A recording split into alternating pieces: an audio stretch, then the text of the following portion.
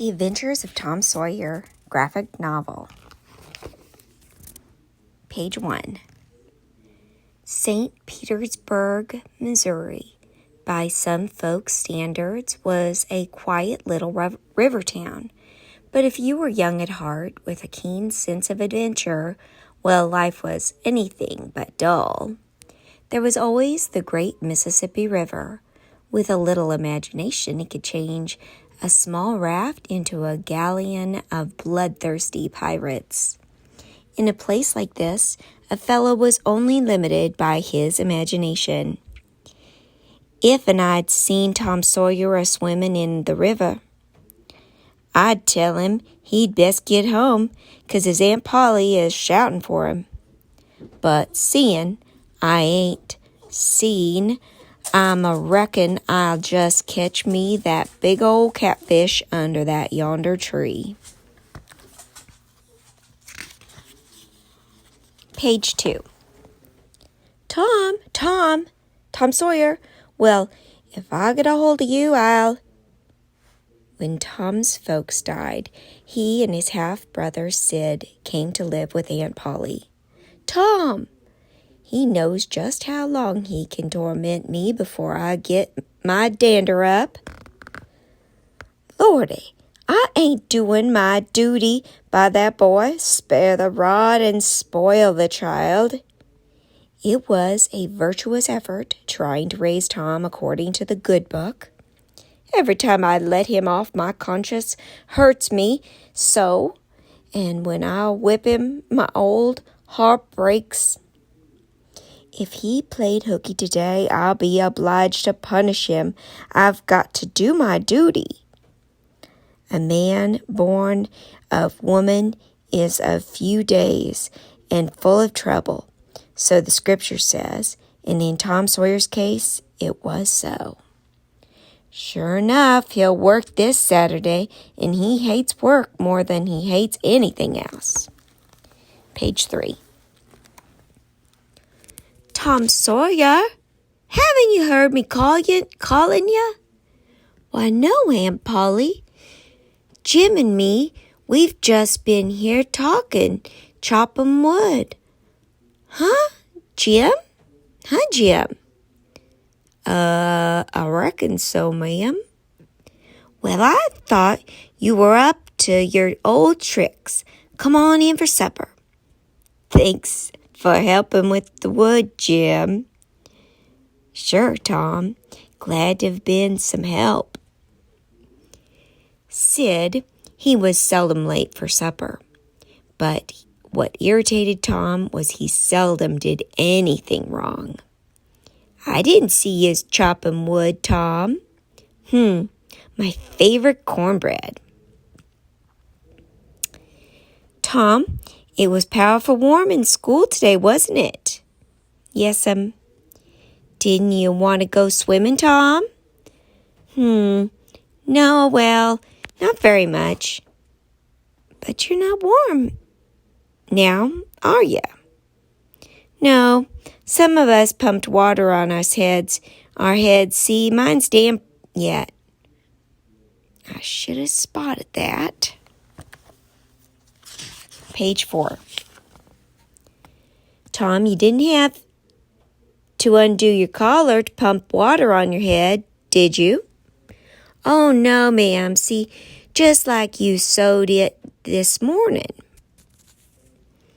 I was sure you played hooky today and went swimming. Well, I was sure you sewed Tom's collar with white thread, but now it's black. Sid, you rat. Aunt Polly. Why, Tom Sawyer, I did sew it with white. Sid, I'll lick you for this, I swear. Confound it. Sometimes she sews it with white thread and sometimes with black. I wish she'd stick with one or the other. Page 5.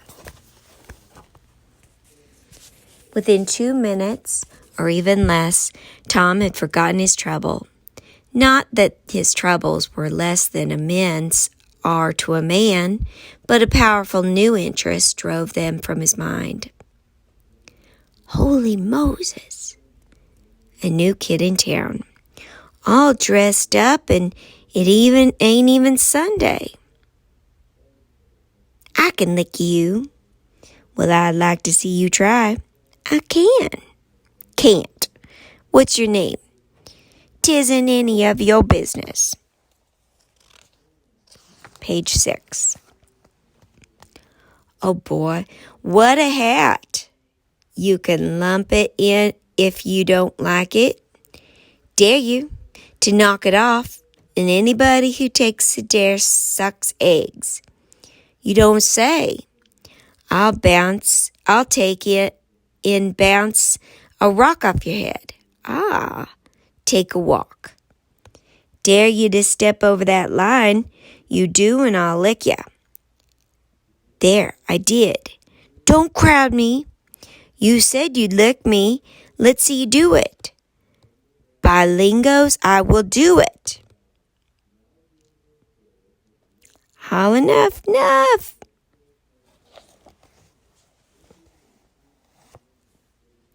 Page 7. Better look out who you're fooling with next time. A fellow's got to be careful. A glorious victory can easily turn into defeat with a dirt clod and a fast retreat. The kid just had to get in the last lick. He should have known better. I'll get him, but good next time. I'll get a pocket full of rocks and find where he lives. Oh, Lordy, what if he don't live around here, just visiting or something? Then I'll track him down. He won't get away. Oops. Aunt Polly, just look at the state of you. That's it. You're working tomorrow, young man. Now get to bed. Page 8. Funny thing, but a body knows when it's a day off. The sun is brighter, you can hear more birds. Or it just smells different from a school day. Tom had almost forgotten Aunt Polly's resolution to turn today into a day of captivity and hard work. Oh no, this'll kill me. They'll find me lying dead halfway through. Aunt Polly's punishment: whitewash the fence. Say, Jim, I'll fetch you the water if you whitewash some. Your Aunt Polly told me, Jim, don't you go talking to that Tom. He's to tend the whitewashing. Oh, never you mind what she said. Besides, she wouldn't even know, hey, Jim? Page 9. Say, old chap, gotta work, huh? Oh, hi, Ben. Why, this ain't work. Why ain't it work? Looks like work. Maybe it is, maybe it ain't. Just know it suits me. You mean you like it? Like it? Why wouldn't I? Don't get a chance to do something like this every day. Say, let me do a little. Oh, no, can't hardly do that. Aunt Polly's awful particular about this fence. Ben, I'd like to honest Injun. But what if something was to happen? I'll be careful, and I'll give you my apple. Hey, what y'all doing, Ben? Tom let me do some for an apple.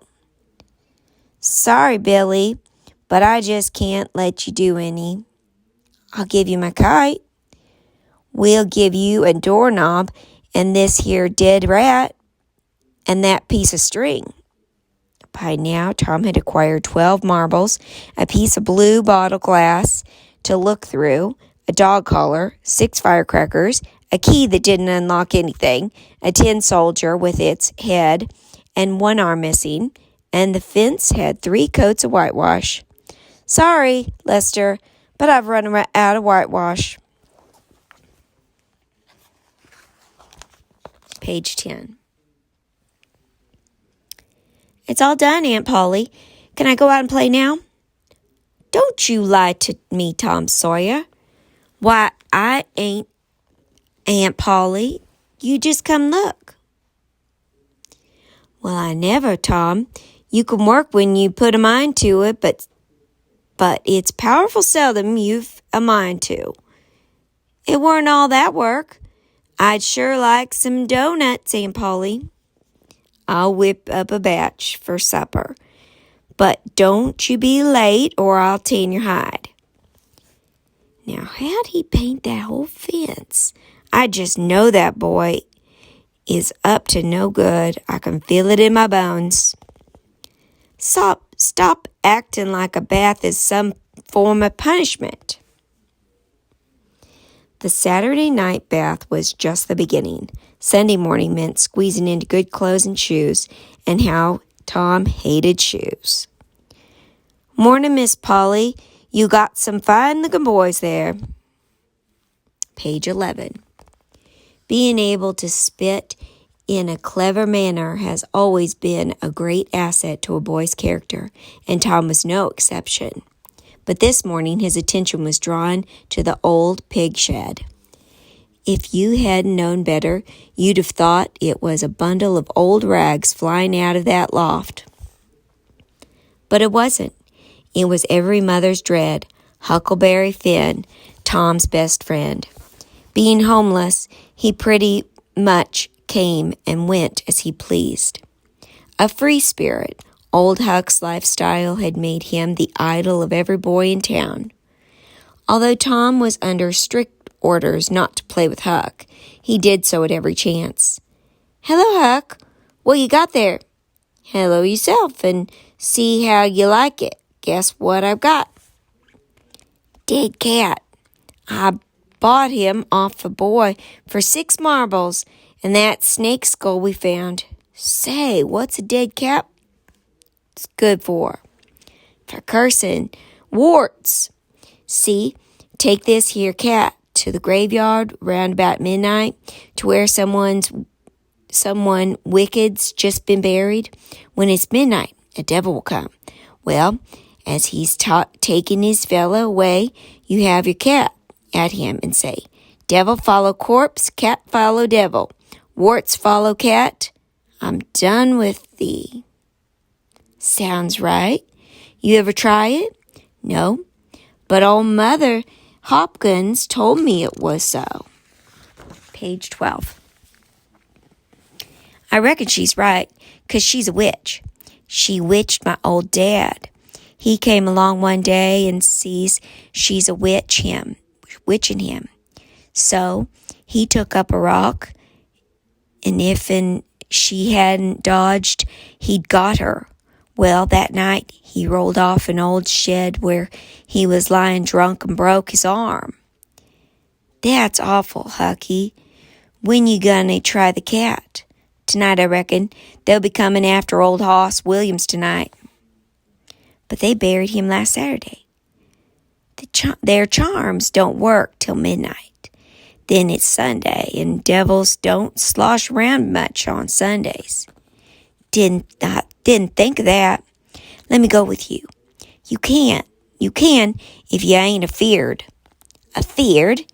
'Tain't likely. Give me the signal tonight. I promise I'll meow back this time." "You better. Last time old man Hayes threw an old boot at me." "Mighty small tick you got there." "It's a pretty early tick. I reckon first I've seen this year. Trade you my tooth for him." "All right, it's a trade." "Gotta go, Huck. See you tonight." Page 13. "Thomas Sawyer, you're late again. Where have you been?" Tom's late arrival interrupted the introduction of the new girl in school, Becky Thatcher. Golly. Come on, what feeble excuse have you contrived today?" She was the prettiest girl Tom had ever seen. Amy, yesterday's true love, was forgotten. "I stopped to talk to Huckleberry Finn." "Huck Finn? That ragamuffin? You've been told time and time again to stay away from him. The cane and 6 should suit you fine. Okay, Thomas, now you go sit with the girls. Let that be a lesson. Everyone knew the schoolmaster thought of Huck as a threat to the moral fiber of his students, so no one could understand Tom's confession. Now, I'm not saying Tom had it all figured out, but 2 seconds later, Tom squeezed onto the bench next to Becky Thatcher, the prettiest girl in town. Want a peach? No, thank you. Page 14. Nudges, winks, and whispered traveled the room as Tom sat and seemed to be studying his book.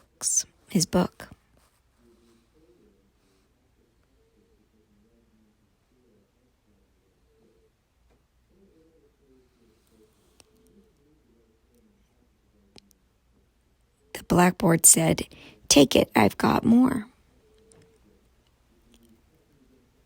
Becky put her tongue out and then drew a house with a man in front. And Becky said, "It's nice, make a man. Now draw me coming along." And there's the picture of a house with a boy and girl in front. "It's ever so nice. I wish I could draw." "I'll learn you." "When?" Page 15. Tom arranged to meet Becky during the noon dinner break. They met up at the bottom of the lane. "Oh, hi, Becky." "Hello, Tom. I didn't think you'd come." "Do you like rats?" "No, I hate rats." "Did that whipping hurt?" "Nah, I've had worse. I hate rats, too." "What I like is chewing gum." "Do you?" "I got some. I'll let you chew it for a while if you give it back." "Sure, I will. All you have to do is say so." "Say, Becky, was you ever engaged?" "No. What's it like?"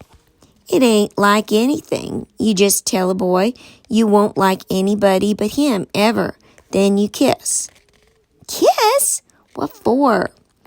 "Well, they always do. Everybody that loves each other. Do you love me?" "I shan't tell you." "Shall I tell you?" "No." "Well, yes, maybe. Oh, some other time." "I'll whisper it. I love you." "Now you whisper to me." Page 16. I love you. Now it's all over. All over but the kiss. Don't be afraid. It ain't nothing at all, honest Injun. Jumping cats. You ain't to love anybody but me, and you ain't to marry anybody but me, Becky. Never, forever. No, I'll never love anybody but you, and I'll never marry anybody but you, ever. And we always walk together if nobody's watching, coming home and going to school and at parties. You choose me, and I choose you, 'cause that's the way it is when you're engaged. It's so nice. I've never heard of being engaged before. Oh, it's just great. It's better than me and Amy Lawrence. Amy Lawrence? Why, Tom Sawyer, then I ain't the first you've ever been engaged to. Don't cry. I don't care for her anymore. Page 17. Here, Becky, take this. It's my brass knob. My bestest possession, please. No, just go away. I hate you. Tom was sincere, but Becky had no way of knowing. Any boy in town would have traded his best dog for that knob. Nothing could have hurt Tom's feelings more, and going back to school was out of the question. So he headed for his gang's fort deep in the woods. What if I died? They'd all be sorry. If I could just die temporarily. Maybe I'll join up with the Indians and hunt buffaloes and come back as a great chief with feathers and hideous war paint. Then just walk right into school. Boy, she'd be sorry then, I bet. Nah, I'll be a pirate. Sail the 7 seas, flying the skull and crossbones, a bloody cutlass by my side, and just walk into town with 2 horse pistols. They'd all shout, "It's Tom Sawyer, the Black Avenger of the Spanish Main." Page 18. Girls, I just can't figure 'em. One minute, they can make you feel good all over, and the next, like you just ate a peck of green apples. I reckon girls just ain't right till they get a little older. But shucks, then they get like Aunt Polly, telling you what to do, telling you to do this, to do that. Meow, meow. Huck, I forgot about Huck. Meow, Huck. Meow yourself, Tom. Huck, I just thought of something. I ain't got no warts. Shucks, Tom, I got plenty. Their pace slowed down a tad once the graveyard came into sight.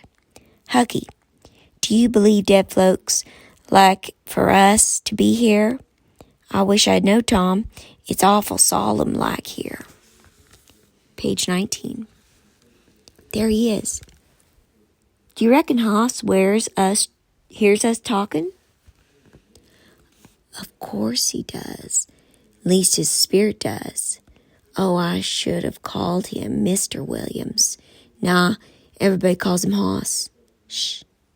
What is it, Tom? There it is again. Oh, Lordy, they're coming. Don't be feared, Hucky. Maybe they won't see us. They see in the dark, same as cats. Lord, I'm all a shiver. It's devils, sure enough. 3 of 'em. Lordy, Tom, we're goners.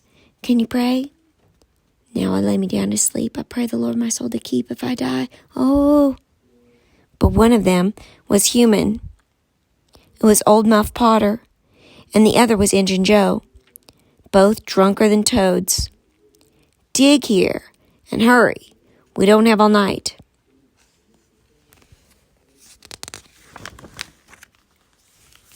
Page 20. There it is. Help me get the lid off. Should we knock first, Joe? Maybe he ain't home. The other was Doc Robinson, and he stood so close that Tom could have reached out and touched him. Shut up, you drunken fools, and be careful. He's no good to me all busted up. Old Hoss, here is a big un. Figure lies worth more money. That's the talk, Muff. I figure he's worth another 5. You required your pay in advance, and I've paid you. Yepin, you done more than that.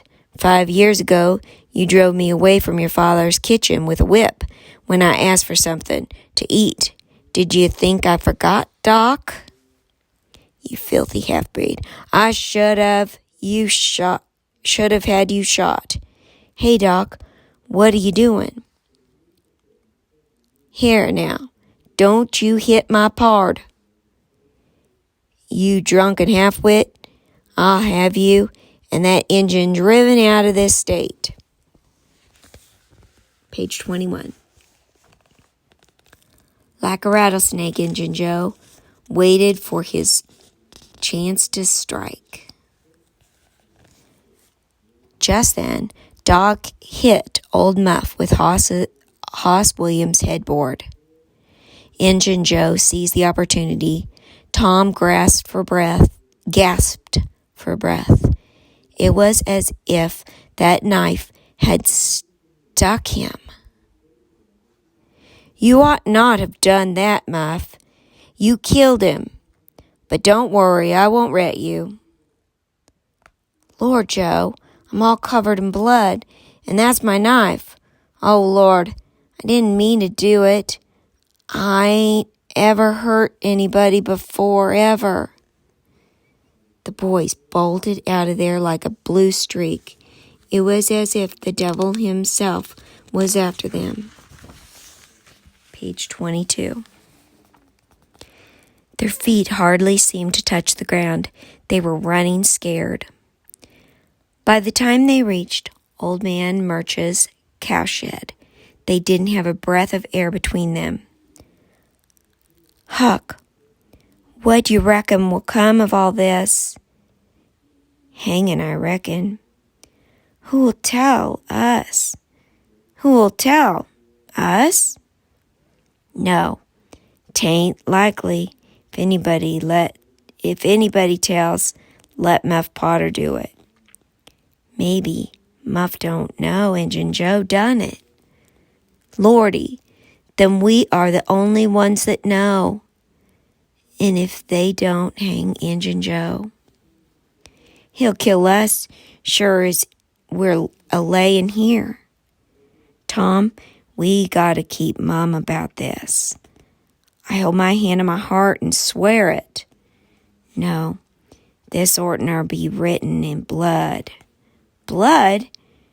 Well, a big thing like this, guess it's only right." So Tom found an old pine shingle and set to writing up the agreement. Page 23. Each boy pricked his finger, squeezed out a drop of blood, and made his mark. Tom showed Huck how to write HF, and the oath was complete. Huck Finn and Tom Sawyer swears they will keep mum about this, and they wish they may drop down dead if they're in their tracks, if they ever tell and rot. T.S. H.F. The shingle was then buried in the dark corner of the shed. Tom headed home, looking forward to a warm bed. The next morning, Tom woke up late. Something wasn't natural. Aunt Polly should have called for him at least twice by now. His breakfast was laid out on the table, but there was no sign of Aunt Polly. "Aunt Polly? Come back here, Tom. I've a notion to skin you alive. I just don't know what to do with you. A whipping, maybe?" Page 24. "I don't have the strength to whip you. You just break my old heart, Tom." "Oh, Aunt Polly, I'm sorry. I won't do it again. It's just Huck had this cat, and how could you break my beautiful sugar bowl?" "Sugar bowl? Why, I never—" "Don't lie, Tom. Just go to school." Tom was devastated. Poor Aunt Polly's heart was broken, and he was being blamed for something he didn't do. "What's the matter, Tom?" "Oh, hi, Joe. Nothing. Just everything. I just got a whipping for something I know the cat did. I'd rather be whipped 10 times for something I did than once for something I didn't." "Yeah, me too. I'm thinking about running away." "Me too." "What would you do, huh?" Maybe be a criminal.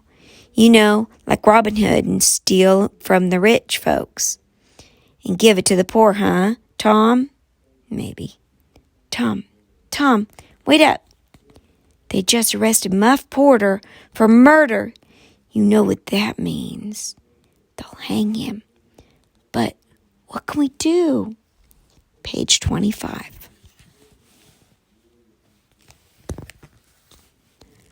"We can't do nothing. We swore not to. I believe this belongs to you, Tom Sawyer. The brass knob was the last straw. That's it, Huck. And that's it.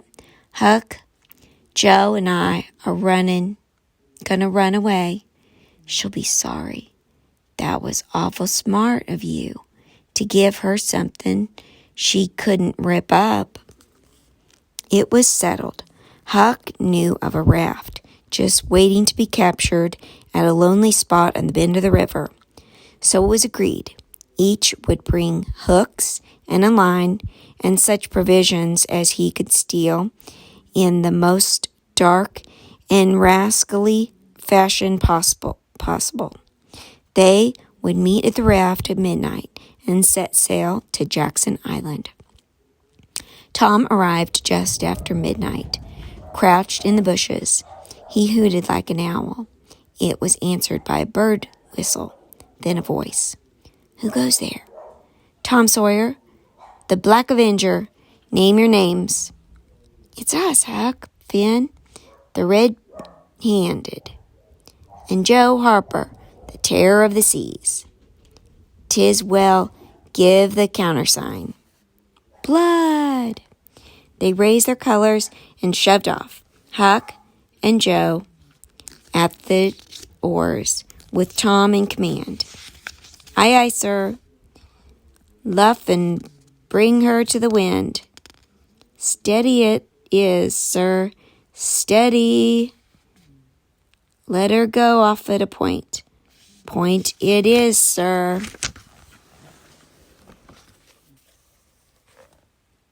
Page 26. The Black Avenger and his crew caught the main current and sailed smoothly downstream.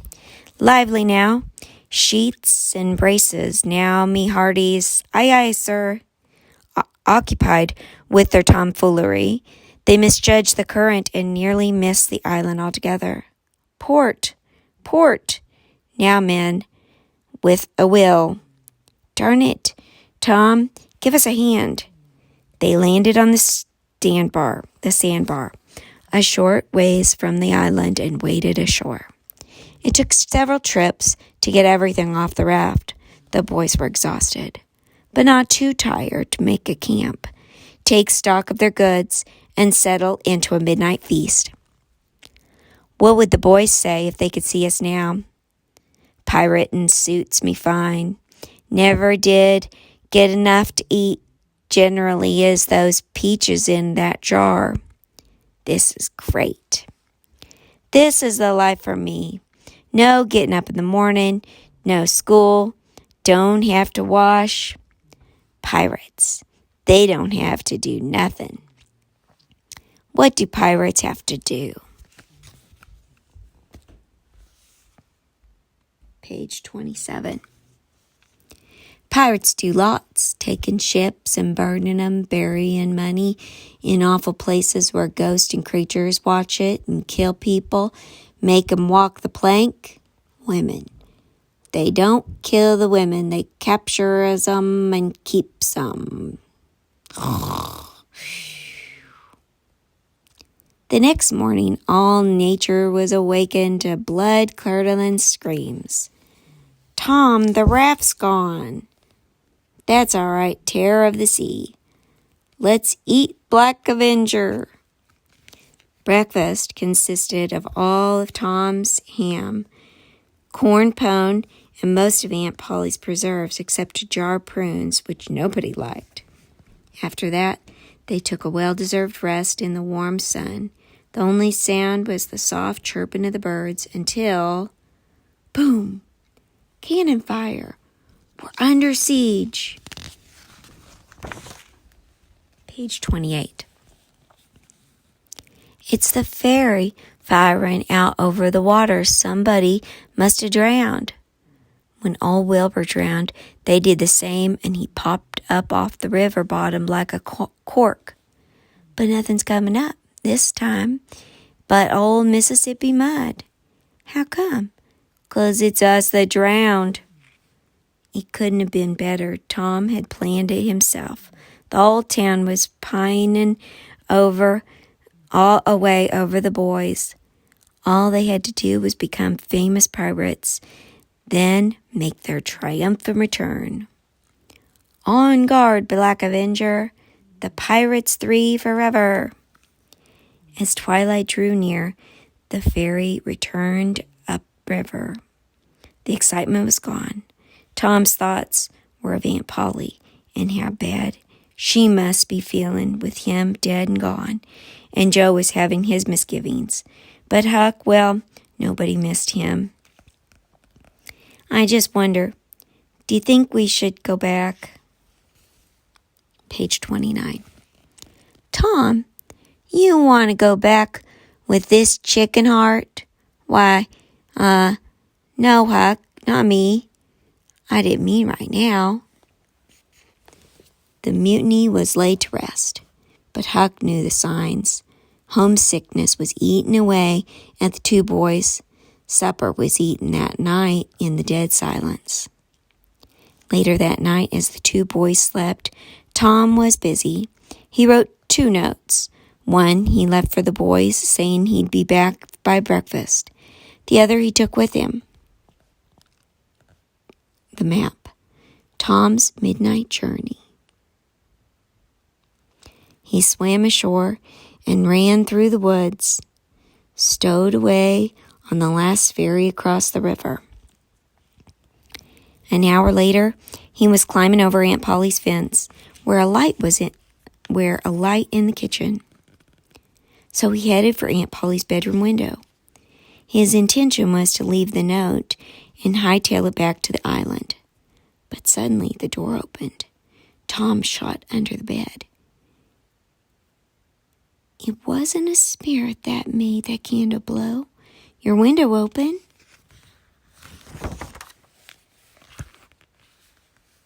Page 30. Oh, I miss that boy, Mrs. Harper.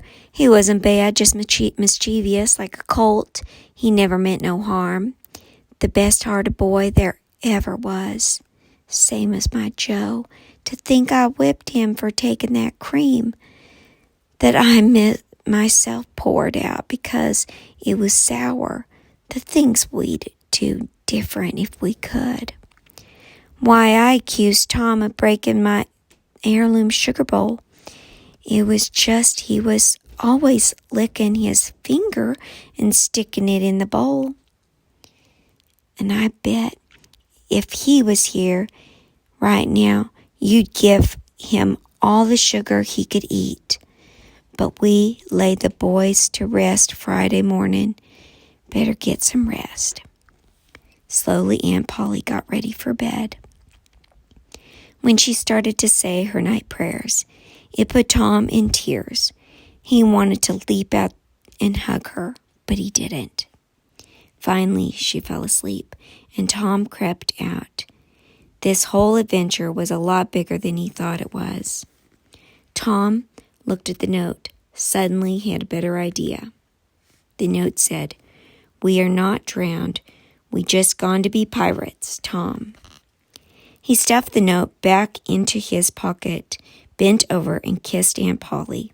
Then he made his stealthy exit.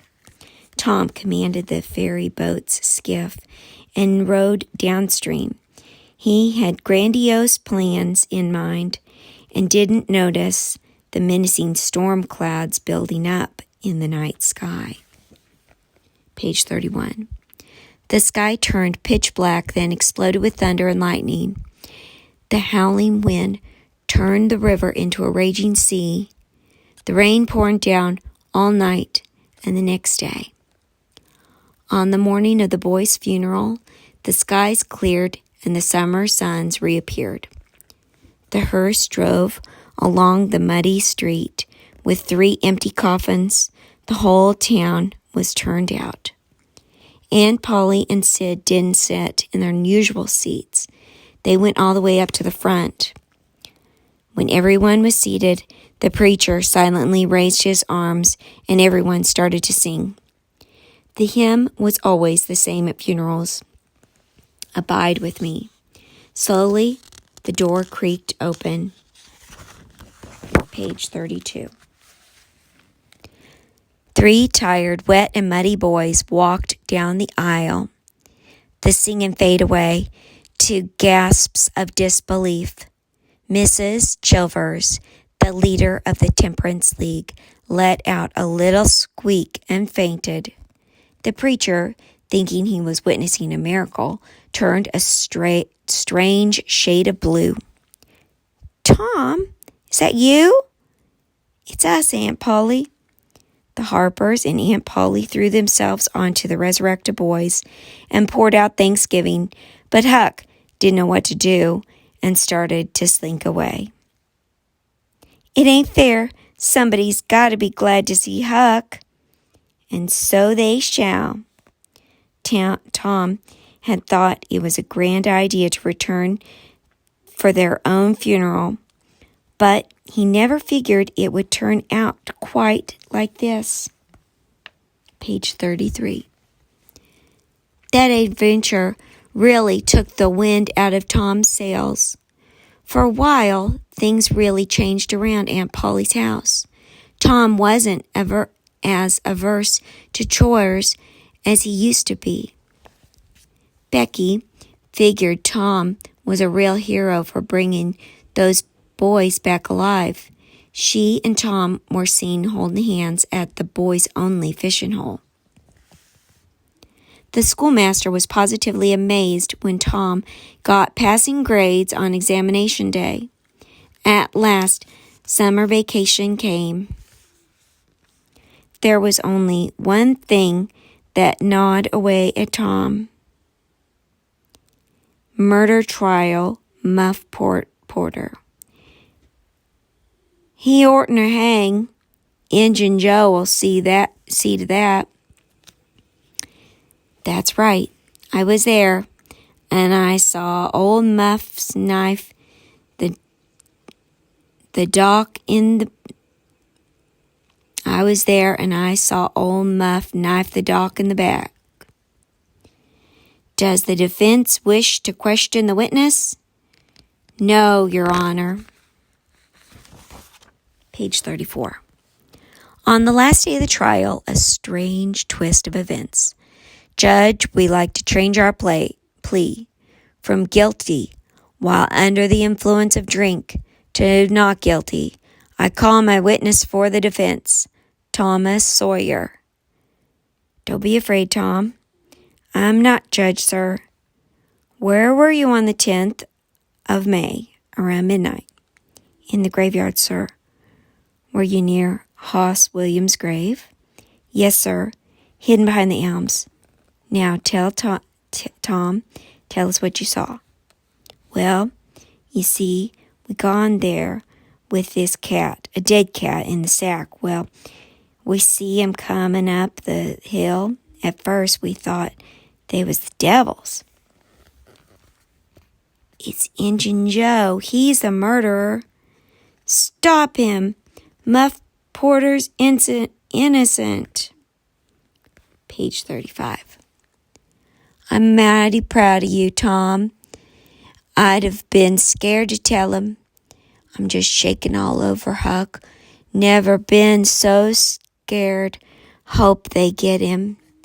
The posse scoured the countryside for days, but there was no sign of Injun Joe. Tom knew Joe would be back for revenge. Wanted, Injun Joe, dead or alive. $2,000 reward. One night, Huck was bedded down in an old shed at the edge of town. He was awakened by low voices. I figured you'd be out in these parts by now. Got a score to settle. Let's get inside. Nope. Tonight, you and me are going to break into the widow's house. You're going to be a rich man, Weasel. You going to get that kid who squealed on you. You can keep everything. You can steal. I don't care nothing for it. I just want you to kill me. Help me kill the old lady. Kill her? I don't go much for killing old ladies. That's why I throw in an extra 100 for gold. Gold. Well, I'll be. It's part of Merle's treasure. I found it in my hideout. I was looking up at this cross scratched in the rocks and fell right into a chest plumb full of gold. Come on, let's hightail it out of here. Page 36. Don't mean to pry, but do you have to kill her? This is revenge. The widow's husband whipped me in front of the whole town and throwed me in jail. He died for I could get even, so she's got to pay. Huck waited until they were out of sight. Then he picked up his nimble heels and flew. Oh, Lordy, I got to get help. The nearest farm was that of the Welshman and his 2 sons. Who's banging? What do you want? It's me, Huck Finn. Quick, let me in. You gotta help me. Please don't tell I told you. I'll be killed for sure. But she's been good to me. And if I tell you, it was me. Out with it, lad. Nobody here will ever tell. Huck managed to tell his story. Within minutes, the Welshman and his sons were armed and on their way. It was just as Huck had said. The 2 outlaws were waiting for the lights to go out in the widow's house. The silence was broken by gunfire. Huck didn't wait. He ran as fast as his legs could carry him. It was down by the time the Welshman returned home. What happened? Did you get him? Got one, but the other got away. The big fella gave up. The little one made a run for it. I think I shot him, but he got away. He got away? Oh, Lordy. I got to tell Tom. Why, Huck, Tom left early this morning with his school friends for a picnic. A picnic? The children had gathered earlier for a boat trip up the river and picnic on McDougal's Mountain. Who's ready for the cave? Come on, Tom, let's go exploring. A huddle of candles was produced, and the boys pulled open the large oaken door. Inside, it was as chilly as ice. The cavern's limestone walls glistened with cold moisture. Some said the cave had no end, that it was a vast labyrinth, crooked aisles which ran into each other and out again and led nowhere. Look over here, Becky. No man knew McDougal's cave. Where's everybody? Come on, let's find him. Page 32. By and by, the children straggled out of the cave. The clanging bell of the ferry boat signaled it was time to go home. No one noticed that Tom and Becky were missing. Hours drifted on as Tom and Becky wandered hopelessly through the tangle of passages. Hello? Is anybody there? I'm tired, Tom. Can we rest? Maybe we should just wait here. Your folks are going to come looking for you. Oh, Tom, my mother thinks I'm staying in Mary Harper's house tonight. I'm so cold and hungry. I can't go any further. We'll never get out of this place. Sure we will, Becky. Honest. You wait here and hold on to the end of the kite string so I won't lose you. Help! We're lost. Help! It's me, Tom Sawyer. Is anyone out there? Oh, no. Tom's face to face with Injun Joe, dead from a Welshman's bullet. Oh, Lord, Injun Joe! Oh, Lord, Injun Joe. He was gratified to see him dead, but that made it no less horrific. Holy cats, he's dead! Although his candle had gone out, Tom realized he could see. There was light. It came from the prettiest full moon Tom had ever seen. Becky, I found it. Follow the string." It took all of Tom's strength to help Becky crawl through the small crack in the hillside. The trial was over. Tom collapsed on the grass. "I'm a little hurt, Becky." "Oh, Tom, just lie there. But we're safe now." "I know, thank you." Page 40. Tom passed out. When he woke, he was safely tucked in his own bed. Tom couldn't believe his eyes. Every important person in town was gathered around his bed. He was a real hero. Well, young man, how do you feel?" "I'm awful hungry, sir." "Oh, Tom, thank you. You saved Becky's life." Here you are, Tom. Read about it in the newspaper. We've sealed that barn cave up so no one will ever get lost again. Tom will be all right, but he'll be might sore for a while. Keep him in bed and give him some of this." Huck was about to combust. He just had to tell Tom about his adventure. "Can I have some donuts, Aunt Polly?" "I somehow knew that's what you'd want. Got some fresh batch just ready to be sugared." "Yes, don't stay too long, Huck." "Yes'm." "Tom, you gotta listen. While you was gone, something terrible happened, but you gotta swear not to tell." "I swear." "Huck, but I gotta tell you about it. This is important. See, I was sleeping the night before last in that cowshed down by the creek." "Well?" Page 41. Then, without pausing to take a breath, Huck blurted out the whole story. The Welshman thought he shot Injun Joe, but he got away. "Hucky, Injun Joe's dead in the cave. I was trying to tell you." "Tom, the cave, that was his hideout.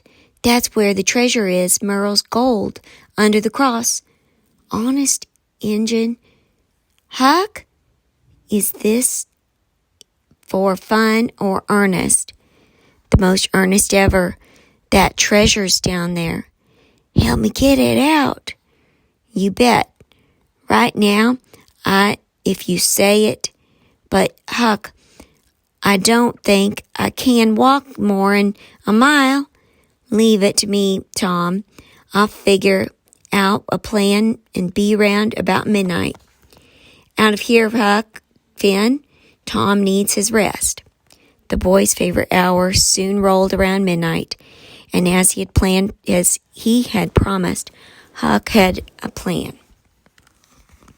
Huck had borrowed an old mule from the Welshman. He strapped Tom to it. Huck loaded Tom and the mule onto the ferryman's raft and rowed upriver. It was about that time that Aunt Polly went up to check on Tom. "Oh, my Lord, he's gone again." Page 42. Meanwhile, up on the mountain, the boys hooked up a rig to the mule. This way, Huck figured to pull out the treasure.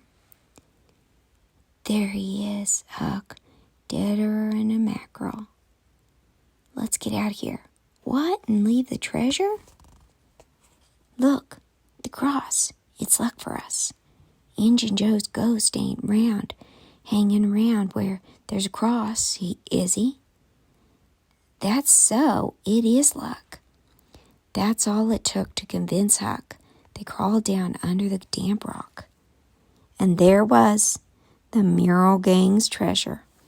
"I figure we should tell the folks we had to duel Injun Joe to the death for that gold. Him and at least 12 others. Page 43.